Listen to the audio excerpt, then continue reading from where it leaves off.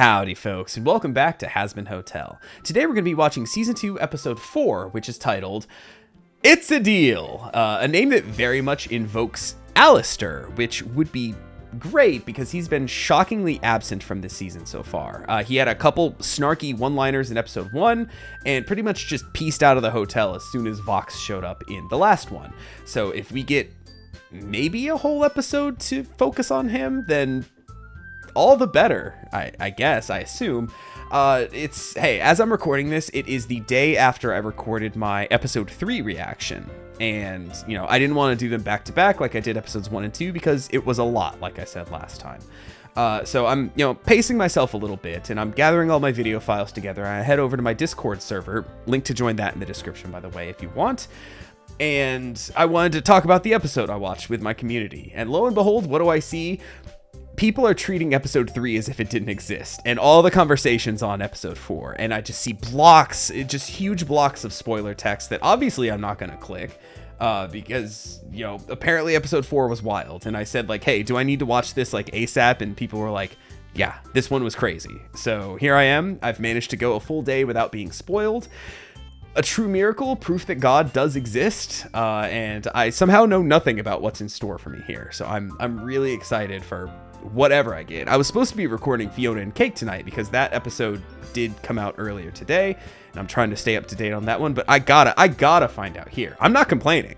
I love Hazbin, and if this is a wild episode, then, like, cool, great, good for me. So hey, I'm excited. Also, the length of this one seems a little bit longer. All these episodes are kind of longer than your typical 23-minute episode of television. They've more been closer to 25-ish. This one looks like it's about 27, so I'm in for an even longer episode today, it seems. So we're going to scooch over here, not doing the character voice bit today because I tried to do a thing as Vox, and it just sucked. It did not work out, so I guess trust us with your Hazbin Hotel reaction content. But in lieu of Vox, I guess I turned down the Vox Tech sponsorship, so to speak, I guess today. But if you want to see this or any other episode of Hazbin Hotel that my reactions and all that, this is it's like I never plugged my Patreon, right? But it's just the fact I'm doing it for Hazbin, like, in my own voice. It just feels bizarre. But if you'd like to see this or any other of my reactions to Hazbin Hotel, uncut, unedited, and the next one's early, by the point this is hitting the YouTube feed, it's very likely that I have, if not all the show, like a good chunk of the rest of this season up there on Patreon. So great way to support the channel, but as always, I'm glad that you're just here watching on YouTube. So without further ado, let's get into it. Hazbin Hotel Season 2, Episode 4. It's a Deal! Starting up in 3, 2, 1, go. And as the intro is kicking up here, my tea for tonight is peppermint. Ba-da-ba. I'm just trying to clear up the misinformation about the hotel. Okay, so still on this then. So one thing that I was worried about last time is if we were going to get a full heaven episode at this point. And I'm glad that we're back in hell.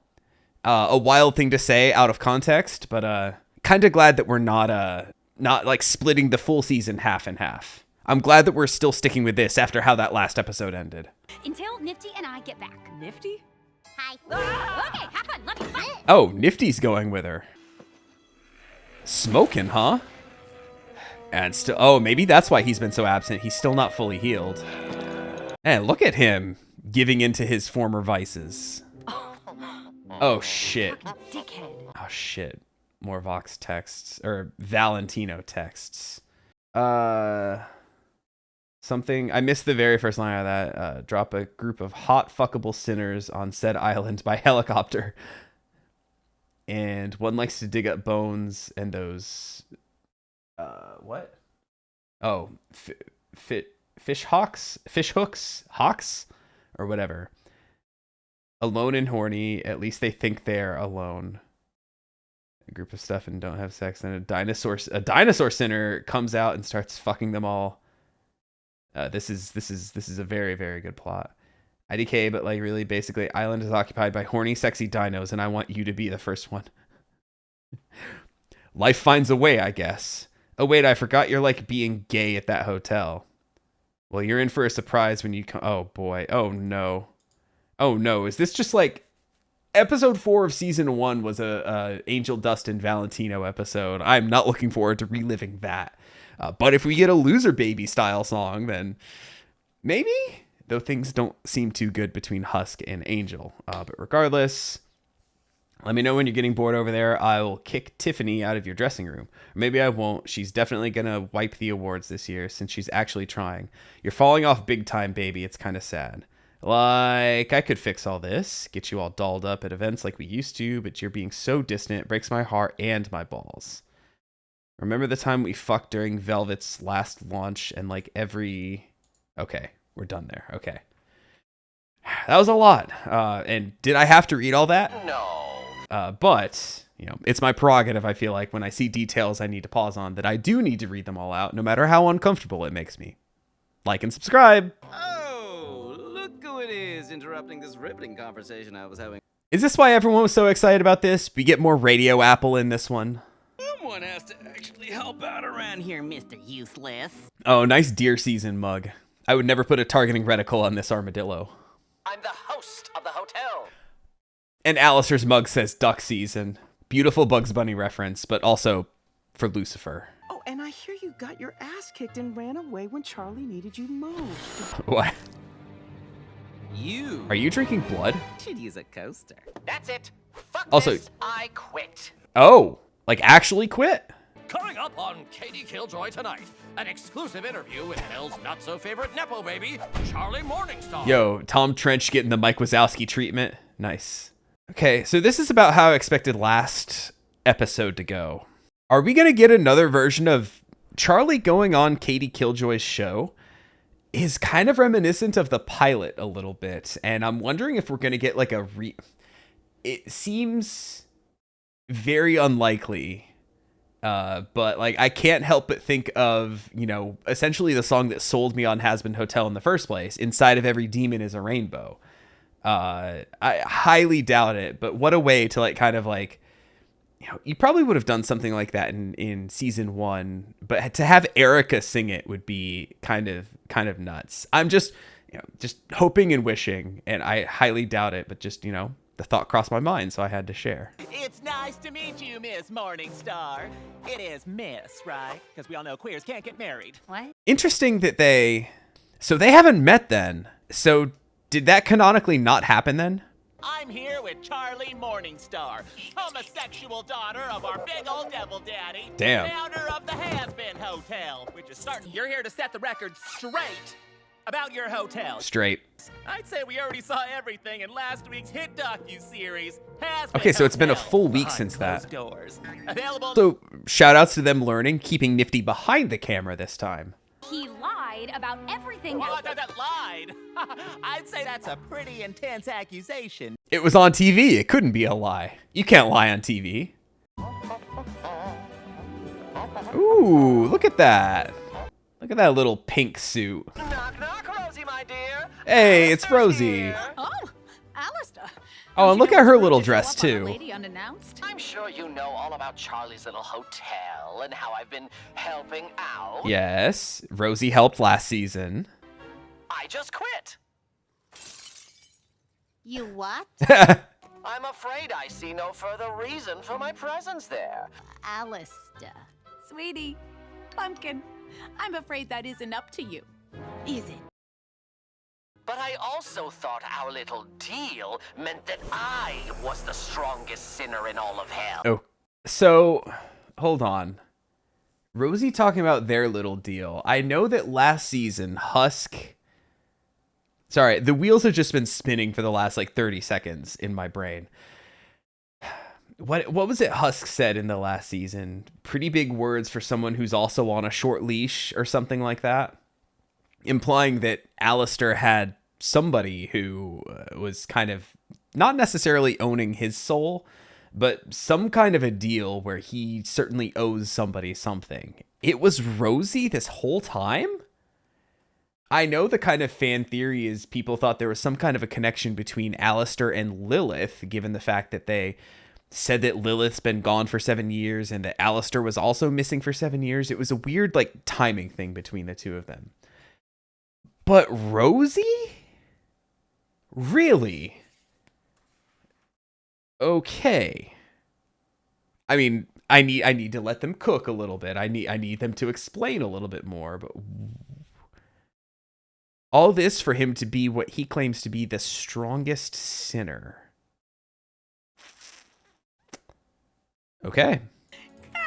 You're still as cute and stubborn as the day we met. Don't remind me. Well, but I will. Time and time. You were Oh. a handsome young man. Such a Yo, charmer. another flashback. Oh, I'm so glad to get these. Overcoming so much. Oh, maybe to we be are a gonna see star Nim- of your own Mimsy. radio show. The toaster knew. Yeah, there she is, right? That's got to be her. You were a bit naughty, weren't you? Oh, how graphic is this gonna get? Because I know he was a serial killer. I can't imagine how many rituals it took to get through to the other side, but when I heard your voice, Oh. I just knew. I knew you were the one. Oh, wow. I call on you, voices of the afterlife. I wish to make a deal with you. And Rosie was who reached out to him. I know what awaits a man like me after death, but I do not want to exist in hell, a tortured soul. Also, it's so weird to hear like a non-radioed up Alistair voice. I must say, a soul like yours is unlike any I've seen. Is she just buttering him up or what? You must do something for me. And until you complete this task, your soul will be mine. Okay, so his soul is hers. Okay. Wow, and he just so freely did Pretty that funny deal. that the next day, you died in the most hilarious way possible. Mistaken for a deer and shot. while Yeah, was I on did it. know this. I mean, just perfect. So anticlimactic. I mean, it is. Okay. That was wild. Of all the sinners we got, I didn't really expect us to dive right into Alistair's backstory. Like, I'm so glad that we're getting these. And I'm just like, just taken in. Like, I feel like a kid in a candy store whenever these little flashbacks come up. But getting the Pentious one a couple episodes ago, getting small little tastes. Like, we haven't quite seen Angels yet, but we at least heard what his sin was, right, in the last one. Oh, man. And I had heard that canonically Alistair died in a hunting accident being shot. And that's why he looks like a deer here in hell, is because that's kind of the kind of irony poisoned like kind of form he took on because of how he died, right? But okay, he sold his soul to Rosie while he was still a human. That's so, because that makes so much sense, because there's no way Alistair would have, and that also why they said that he just kind of manifested in hell, and he was already super powerful, right? Because he already kind of had this deal going. And it's Rosie that gave him this power. So how powerful is Rosie then? That is why she is playing such a bigger role now, all of a sudden out of nowhere, than I ever could have expected. I always liked Rosie, but she is absolutely fascinating to me now. Oh, hilarious. But I've been running all over hell on some fruitless crusade for years. Also, instead of Beefeater Gin, it's Maneater. Nice. So you better... Sounds like you really could do Ooh. with a little reminder of who you're talking to. You're in my zoo, don't you forget. You're in my zoo. Nice. You are my pet. Oh, I love this song already. I've served you faithfully for an age, obeyed demands, contained my rage, went off the air Barely. for years on your behalf. Okay, so that was all because of her. Wow, this is... And the puppet strings, too. Oh, literal puppet. Fine. Now get the fuck back to the hotel. Okay. Okay, well, I'm already seeing why people were going nuts for this in the Discord server. That was a banger. I want to compare it to what's currently on the bottom of my list, When We Get Up There, which had another kind of, I can't get it out of my head, but it felt like a southern, not like a southern gospel song in terms of like the choir and everything, but kind of like the cadence of that song. Just felt like an old song you'd hear in like church with like a southern revival kind of flair to it, right? When we get up there, da da da da da da. you know, kind of that kind of thing. I get a similar kind of feel to that because this was very much like classic. I don't even know what you would call this genre, but it felt like something out of like, you know, like the 20s, right? Like we saw Alistair alive in the 20s. Rosie obviously died sometime before that, had been in hell seemingly long enough to be able to reach out to Alistair in the living world, which is fucking wild. But so it kind of has that old timey flair to it. So I have to compare those two in my head, but this one was so much catchier to me. And you know, plus it's slightly more, it's a character I just enjoy a little more. I like Rosie. I love Alistair. So this one's going to go way higher than When We Get Up There. I think I'm going to put it above the Pentheus Heaven song, but below the Cherry song from last time. The Cherry and Pentheus song last time, beating the piss out of you. So what do I call it? I'm just going to put You're My Pet. My Pet. Right in between those two. That feels like a good place. So that's currently number 4 on the tier list for me. Good song. Liked it a lot. Your pet. I'm not your pet, you lousy. I'll show her. There must be a way. Lilith. Oh, that's clever. In memory of Susan, I just saw on the bench. What you're trying to tell us is that an Oh yeah, told you your Charlie has a so-called plot in this friend episode was too. I alive. forgot. Yeah, you know. Oh. Here, come up here and tell us all about how amazing the Hazbin Hotel is. Oh, she's gonna say some freak. Oh no, there she goes. Oh shit, the camera thing. That is not a camera. It's a roach. That's a big roach. Oh, she's gonna stab it. Tell the big roach about how much you like the hotel. Stabby kill. Stab, stab, stab. Are we getting... I've been wanting this! Yo, Nifty's delivery service. Nifty, what are you doing? Can you help differently?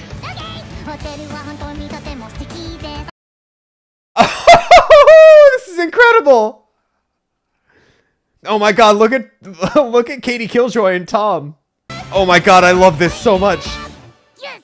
And that's why the hotel is good.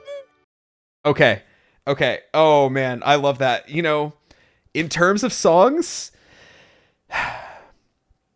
it is not the best song, right?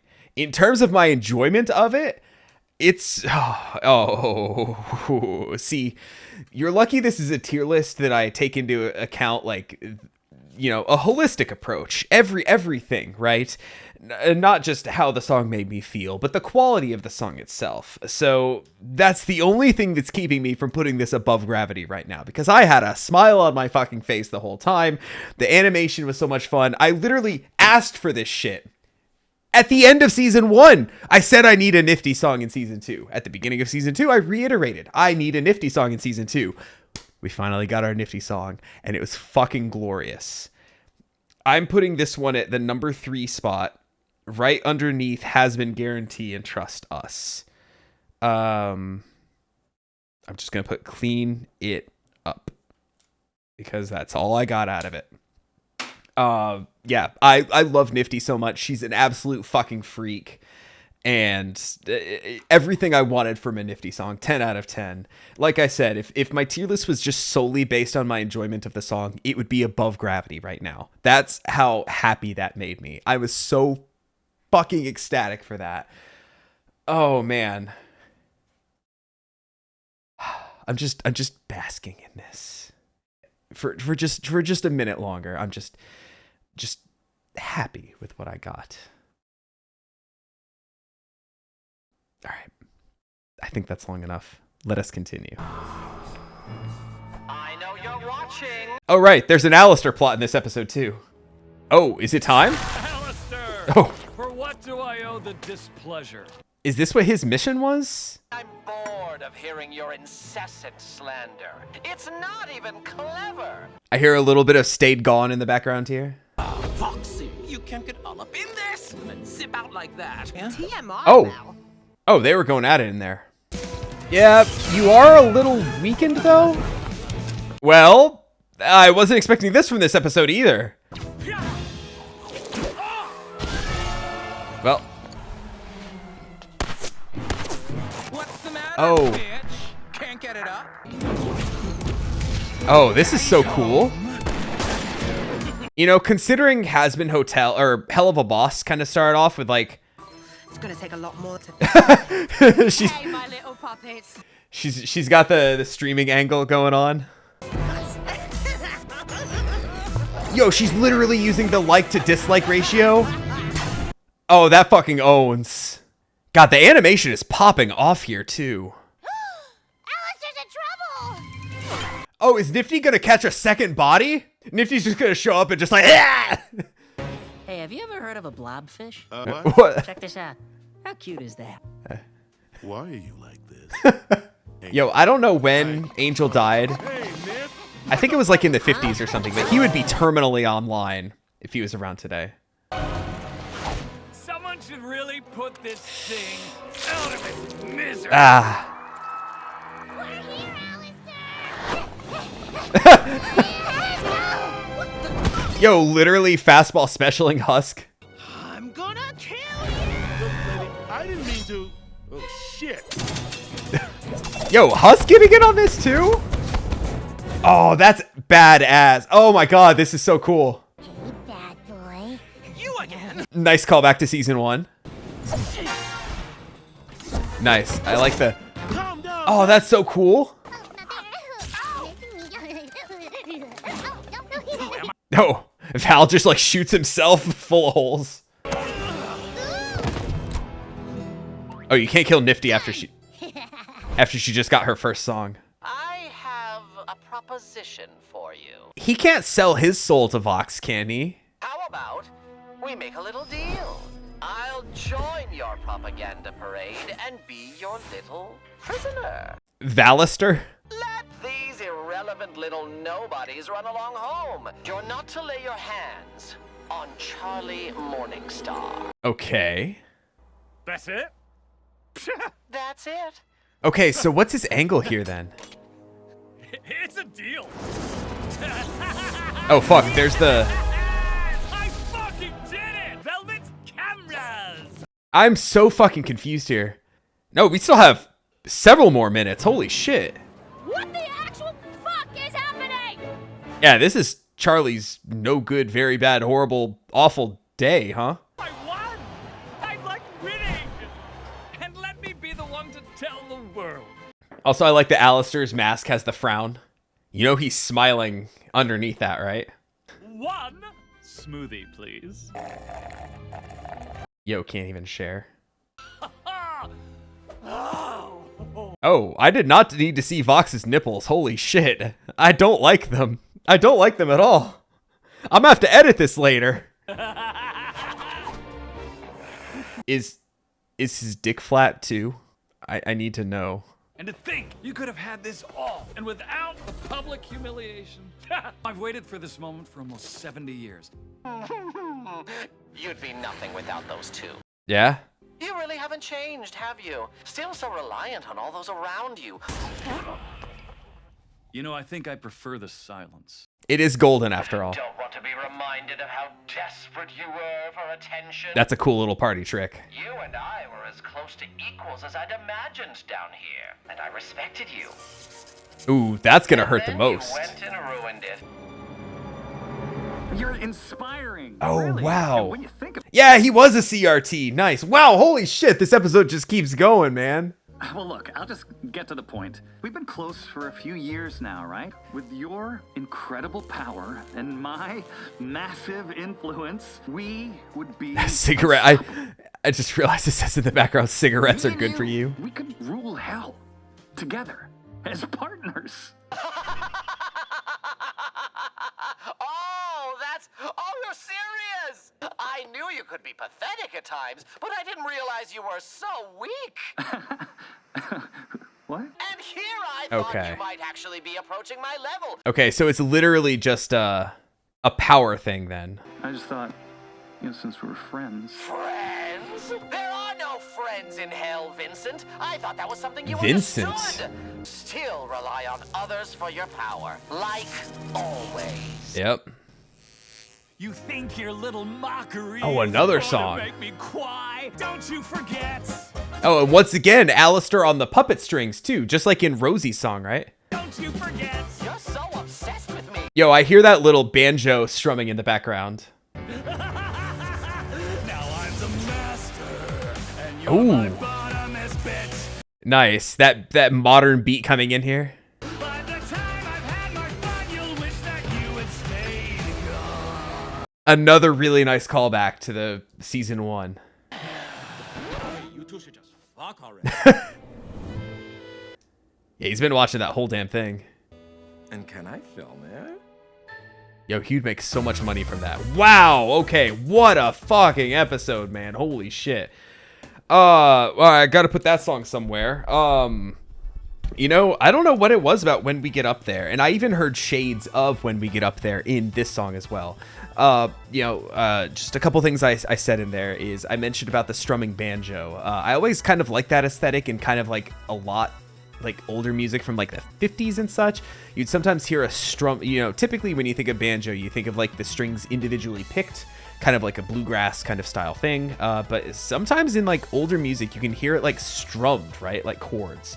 And I've always kind of liked the way that that sounded as an instrument. So I liked hearing it a little bit in there. But then like right when we hit like the end of the song and we got like the electronic music hitting, that was a really, really nice touch there. So I liked that one a good bit. I think I'm gonna put it, and see, I think I like the Rosie one just a little bit better. So I think it needs to go right under You're My Pet and right above the Pentious Heaven song. So I'm just gonna put Vox, Alistair right in there. So that's where that stands right now. So my top 5, I guess, would be Gravity, Hazbin Guaranteed, Trust Us, the Nifty's Clean It Up song, Beating the Piss Out of You from last time, then the You're My Pet from this one, the Rosie and Alistair song. Wow. What an episode, man. The extra runtime used very, very well. Like, it just kept going. Like, we got a whole fucking fight in this episode. It was very well animated, very fun. I'm horrified to know how bad my reaction was, because I was just kind of sitting there just like watching it the whole time, not saying anything, because I was just like, oh fuck, this is good. Yeah, we learned so much in this one. Alistair has a deal with Rosie where he owes her his soul, even though he's like the powerful overlord who's claiming souls. Nifty finally got to speak. It was not a Inside Every Demon is a Rainbow, but you know, probably just a little bit better with the Nifty Clean It Up song. So good, man. Oh, that was phenomenal. I loved that. Visually, even too, going the anime when she was singing in, I think that was Japanese, right? That had to have been, right? Kimiko Glenn is, oh fuck, is she Japanese? Okay, her mother is Japanese, and her father is of Scottish, Irish, and German descent, if Wikipedia is to be believed. Man, I love that song. Like I said, the fight scene was really good. I'm still a little confused with the deal between Alistair and Vox. Other than he must have some kind of a plan. Either this is some weird way for him to get out of Rosie's deal, or this is some kind of a way to just get him out of the hotel. Like I'm still waiting to kind of figure out the end goal there. We still don't know exactly what Rosie asked him to do, right? Obviously, it still hasn't been done yet because he still owes her his soul. So I don't know. But obviously it's either part of his plan to get it done, or it's part of his plan to get out of his deal with Rosie. So I guess just remains to be seen. But he, at the very least, is still able to torment Vox up in the V's suite, in their penthouse, as it were. And I still do agree with a lot of the things that Alistair was saying. Because I think if Alistair was at full strength, I think he would have had no real problem with Vox. And I do think that of the V's, he's kind of the weakest and everything. Like, I do agree with that, like I said earlier. This episode didn't really change that perspective for me of him. So And, it's just as Alistair put it, when you see that backstory of him, of the two of them in hell, when Vox asked, it was so many callbacks to season 1 too, when he got, what was the line from Stayed Gone? Here's the sugar for the cream. He asked me to join his team. I said no, and he got pissy. That's the tea. That's the line, right? So we got to actually kind of see that, and that it was a lot more than just him asking him to join his team, that Alistair almost took it as an insult because he views like personal strength so highly and wanted Vox to develop on his own, I guess potentially to be strong enough to kill him. Maybe, if that's what he's going for, to have an individual strong enough to take himself out, or what. I don't know if that's like his end goal, but yeah, obviously it's what Alistair views the most, is just like personal strength and everything, right? So kind of really interesting to see that, after all this time, Vox still fell back into his ways. And even though Vox seems like to think he's in a good place with his team that seemingly trusts him and that they work together and everything, it's just not an issue for him, even though he still is malding about the whole Alistair situation from the past, which is now the Alistair situation of the present as well. Fuck, dude, there's just so much in that episode. Like, it was a 27-minute episode that felt like a 45-minute episode in the best way, perhaps. It was really fucking solid. Best of the season so far, I would say, just because it gave me so much. It gave me the nifty song. Come on, man, I have to just be happy about that. But I know I'm probably forgetting something, but I'm just kind of blown away right now. And I guess in closing, I compare this to episode 4 of season 1 at the beginning, where I was like, oh fuck, we're gonna get more Val and Angel stuff. It ended up being a lot more than that, not as traumatic. Probably the songs weren't as good as Poison and Loser Baby in the grand scheme of things, but we still had a ton of fun moments, a lot of plot stuff kind of happening, whereas I considered episode 4 to be the best episode in season 1, primarily because it felt almost like a bottle episode that didn't really move the plot forward, but just kind of focused on the characters, which I really liked. Whereas this one was an episode I liked for almost the opposite reason, where yes, we got a lot of info about the characters, but it also seemingly moved the plot forward on the Alistair side of things for sure, in ways that I just don't comprehend yet. So I'm just really interested to see where they go from here. Really glad I watched this episode without being spoiled.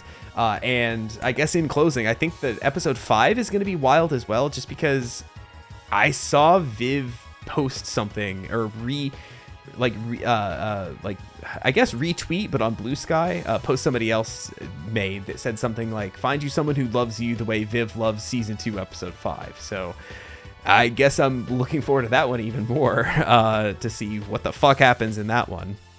Which, thinking back to season 1, once again, that's where Lucifer showed up. So I wonder if it's going to be potentially a Lucifer-centric episode.